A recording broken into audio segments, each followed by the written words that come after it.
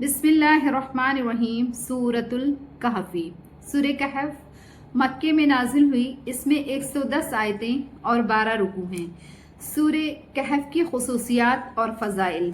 حضرت ابو درداء رضی اللہ عنہ سے روایت ہے کہ جس شخص نے سورہ کہف کی شروع کی 10 آیتیں یاد کر لی تو وہ دجال کے فتنے سے محفوظ رہے گا۔ اور حضرت ابو درداء رضی اللہ عنہ کی ایک دوسری روایت میں یہی مضمون سورہ کہف کی آخری 10 آیتوں کے یاد کرنے کے بارے میں ہے۔ حضرت سہل بن معاذ رضی اللہ عنہ سے یہ نقل کیا گیا ہے کہ رسول اللہ صلی اللہ علیہ وسلم نے ارشاد فرمایا کہ جو شخص سورہ کہف کی پہلی اور آخری آیتیں پڑھ لے تو اس کے لیے اس کے قدم سے لے کر کے اس کے سر تک ایک نور ہو جاتا ہے، اور اگر کوئی پوری ہی سورت پڑھ لے تو زمین سے لے کر کے آسمان تک ایک نور ہو جاتا ہے۔ بعض روایات میں ہے کہ جو شخص جمعے کے دن سورہ کہف کی تلاوت کر لے تو زمین سے لے کر کے آسمان تک اس کے لیے ایک نور ہو جائے گا جو قیامت کے دن اسے روشنی دے گا، اور پچھلے جمعے سے لے کر کے اس جمعے تک اس کے سب گناہ معاف ہو جائیں گے۔ حضرت علی رضی اللہ عنہ سے روایت ہے کہ رسول اللہ صلی اللہ علیہ وسلم نے ارشاد فرمایا، جو شخص جمعے کے دن سورہ کہف پڑھ لے 8 روز تک وہ ہر فتنے سے محفوظ رہے گا، اور اگر ان دنوں کے بیچ دجال نکل آئے تو وہ دجال کے فتنے سے بھی محفوظ رہے گا۔ حضرت انس رضی اللہ عنہ سے نقل کیا ہے کہ رسول اللہ صلی اللہ علیہ وسلم نے فرمایا کہ سورہ کہف پوری کی پوری ایک وقت میں نازل ہوئی، اور اس کے ساتھ 70,000 فرشتے بھی آئے، جس سے اس سورت کی عظمت اور شان ظاہر ہوتی ہے۔ اور اس سورت کا شان نزول اس طرح سے ہے۔ حضرت ابن عباس رضی اللہ عنہ سے نقل کیا ہے کہ جب مکہ مکرمہ میں رسول اللہ صلی اللہ علیہ وسلم کی نبوت کا چرچا عام ہو گیا اور قریش مکہ اس بات سے بہت زیادہ پریشان ہو گئے، دین اسلام ہر طرف پھیلنے لگا، تو انہوں نے اپنے 2 آدمی مدینے کے علماء یہود کے پاس اپنے 2 آدمی بھیجے، کیونکہ وہ تورات اور انجیل کے عالم تھے اور وہ آپ کے بارے میں کیا کہتے ہیں۔ علماء یہود نے ان کو بتایا کہ تم لوگ ان سے 3 سوالات کرو، اگر انہوں نے اس کا صحیح جواب دے دیا تو سمجھ لو کہ وہ اللہ کے نبی اور رسول ہیں، اور اگر یہ نہ کر سکے تو یہ سمجھ لینا کہ یہ بات بنانے والے ہیں، رسول نہیں ہیں۔ ایک تو ان سے ان نوجوانوں کا حال دریافت کرو جو قدیم زمانے میں اپنے شہر سے نکل گئے تھے، ان کا کیا واقعہ ہے، اور دوسرے ان سے اس شخص کا حال پوچھو جس نے دنیا کی مشرق مغرب اور تمام زمین کا سفر کیا، اس کا کیا واقعہ ہے۔ تیسرے ان سے روح کے متعلق پوچھو کہ وہ کیا چیز ہے۔ یہ دونوں قریشی مکہ مکرمہ واپس آئے اور اپنے لوگوں سے یہ کہا کہ ہم ایک فیصلہ کن صورتحال لے کر کے آئے ہیں، اور علماء یہود کا پورا قصہ ان کو سنا دیا۔ پھر یہ لوگ رسول اللہ صلی اللہ علیہ وسلم کی خدمت میں یہ سوالات لے کر کے حاضر ہوئے، اور آپ صلی اللہ علیہ وسلم سے سوال کیا۔ آپ نے ان سے کل جواب دینے کے لیے کہا، مگر آپ صلی اللہ علیہ وسلم انشاءاللہ کہنا بھول گئے تھے۔ یہ لوگ لوٹ گئے اور رسول اللہ صلی اللہ علیہ وسلم وحی کے انتظار میں رہے کہ ان سوالات کا جواب وحی کے ذریعے سے ان کو بتا دیا جائے گا، مگر وعدے کے مطابق اگلے دن بھی نہ جبریل امین آئے نہ ہی کوئی وحی آئی، بلکہ 15 دن اسی حال میں گزر گئے کہ نہ جبریل امین آئے اور نہ ہی کوئی وحی نازل ہوئی۔ قریش مکہ نے آپ صلی اللہ علیہ وسلم کا مذاق اڑانا شروع کر دیا، اور رسول اللہ صلی اللہ علیہ وسلم کو ان کی اس بات سے سخت رنج اور صدمہ پہنچا۔ 15 دن کے بعد جبریل امین سورہ کہف لے کر کے نازل ہوئے، اور اس میں وحی تاخیر کا سبب بھی بیان کر دیا گیا کہ آئندہ زمانے میں اگر کسی کام کے کرنے کا وعدہ کیا جائے تو انشاءاللہ ضرور کہنا چاہیے۔ اس واقعے میں چونکہ ایسا نہ ہوا، آپ صلی اللہ علیہ وسلم انشاءاللہ کہنا بھول گئے، اس لیے وقت پر وحی نہیں نازل ہوئی۔ اس لیے اس پر تنبیہ کرنے کے لیے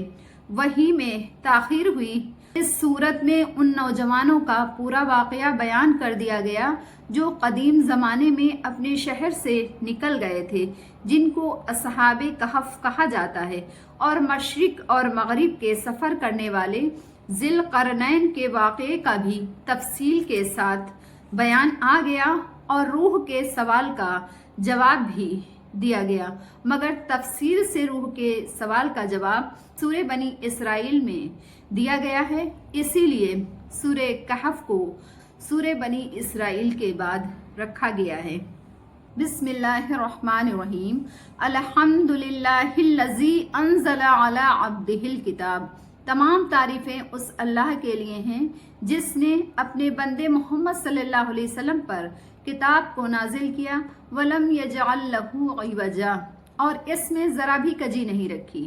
قَيِّمًا لِيُنذِرَ بَأْسًا شَدِيدًا مِّن لَّدُنْهُ، ٹھیک اتاری تاکہ وہ ڈر سنا دے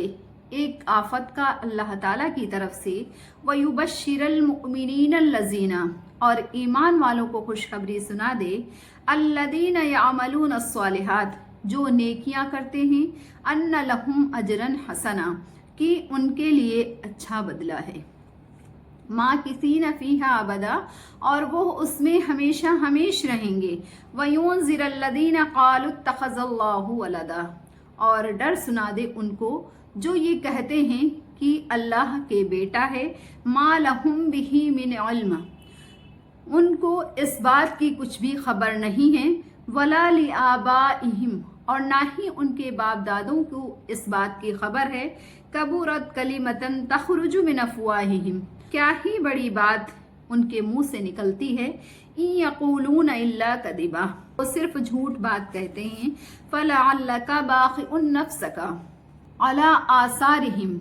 کہیں آپ اپنی جان گھونٹ ڈالیں گے، اپنی جان دے دیں گے ان کے پیچھے، ان لم یؤمنوا، اگر وہ ایمان نہ لائیں، بہذا الحدیث، اس بات پر اگر وہ اس قرآن پر ایمان نہ لائیں تو آپ ان کے پیچھے اپنی جان ہی دے دیں گے، اسفا، پچھتا پچھتا کر کے، انا جعلنا ما علی الارض، ہم نے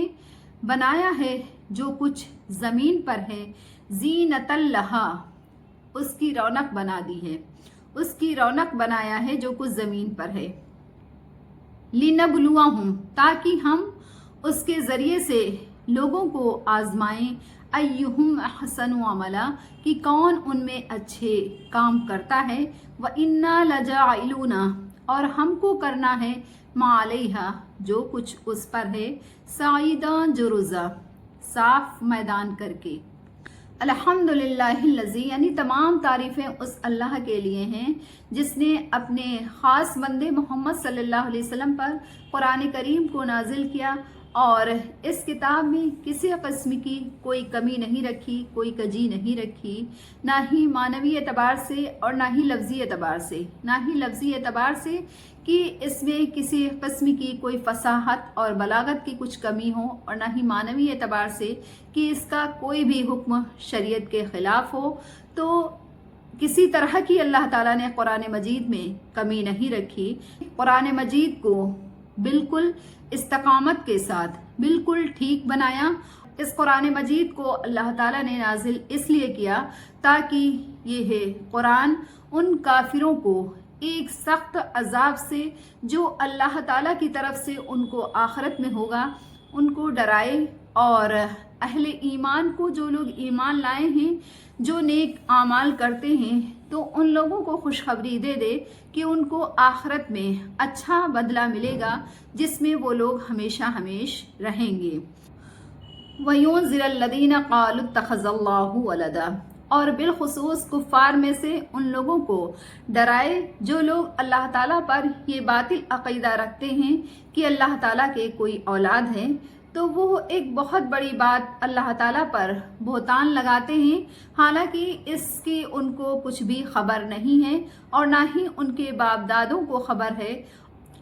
وَيُنذِرَ الَّذِينَ قَالُوا اتَّخَذَ اللَّهُ وَلَدًا، اور تاکہ کفار میں سے بالخصوص ان لوگوں کو عذاب سے ڈرائے جو یوں کہتے ہیں کہ نعوذ باللہ، اللہ تعالیٰ کے کوئی اولاد ہے، اللہ اولاد رکھتا ہے، اور اولاد کا عقیدہ رکھنے والے काफिरों का आम काफिरों से अलग करके इसलिए बयान किया गया, इस बातिल अकीदे में अरब के आम लोग, मुश्रिकीन, यहूद नसारा सभी लोग मुब्तला थे। ना तो इसकी उनके पास कोई दलील थी, बड़ी भारी बात है जो उनके मुंह से निकलती है, और वो लोग बिल्कुल ही बहतान बांधते हैं अल्लाह ताला पर, जो अक़लन भी नामुमकिन है। कोई कम अकल वाला इंसान भी इस बात का कायल नहीं हो सकता है। और आप जो उन लोगों के कुफ्र और इनकार पर इतना परेशान हो रहे हैं, इतना गम करते हैं कि शायद आप उनके पीछे, अगर ये लोग इस कुरान पर ईमान न लाएं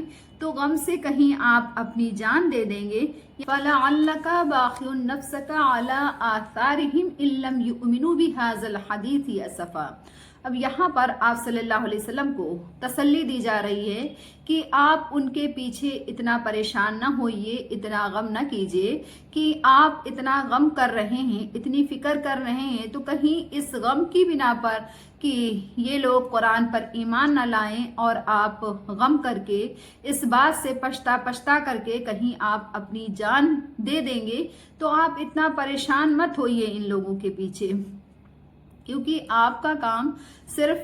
नसीहत करना है, आपका काम सिर्फ लोगों तक पहुंचा देना है, बाकी मानना ना मानना ये उनका काम है। इतना गम ना कीजिए कि आपको हलाकत के करीब कर दे। वजह ये है कि ये दुनिया आलमे इम्तिहान है, ये दुनिया आजमाइश की जगह है। इसमें ईमान, कुफ्र और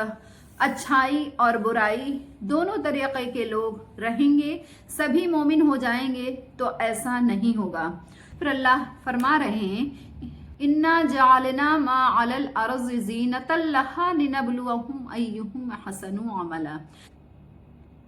इस इम्तिहान के लिए ही हमने ज़मीन पर की चीज़ों को इस ज़मीन के लिए बाइसे रौनक बना दिया है, ताकि हम इसके ज़रिए से लोगों को आजमाएं, लोगों को जांचें कि कौन इसमें अच्छे अमल करता है और कौन अच्छे अमल नहीं करता है। ये इम्तिहान करना है कि कौन इस दुनिया की ज़ेब ज़ीनत में खो करके अल्लाह और आखिरत से गाफिल हो जाता है और कौन नहीं। गर्ज ये कि ये दुनिया एक आजमाइश की जगह है, इसमें कोई मोमिन होगा और कोई काफिर रहेगा, फिर गम बेकार है। आप इतना गम ना कीजिए, आपका काम है उनको नसीहत कर देना, उनको समझा देना, तो आप अपना काम करते जाइए और उनके कुफ्र का नतीजा दुनिया ही में जाहिर हो जाने का इंतज़ार भी आप ना कीजिए, क्योंकि वो हमारा काम है और वो एक मुकर्रर वक्त पर होगा। उसके लिए एक वक्त मुकर्रर है, चुनांचे एक रोज़ वो आएगा कि हम ज़मीन पर की तमाम चीज़ों को एक साफ मैदान कर देंगे, ना उस पर कोई बसने वाला रहेगा और ना ही कोई दरख्त और ना ही कोई पहाड़ और ना ही कोई मकान वगैरह रहेगा। खुलासा ये है कि आप अपना काम करते रहिए, आप तबलीग का काम करते रहिए और इनकार करने वालों के अंजाम के बारे में आप न सोचिए, इतना आप गम न कीजिए। आपका जो काम है तो आप उस काम को करते रहिए और परेशान न होइए। इनकार करने वालों के अंजाम के बारे में आप इतना परेशान न होइए, इतना गम न कीजिए, क्योंकि ये दुनिया आजमाइश की जगह है। सदक़ल्लाहुल अलीयुल अज़ीम।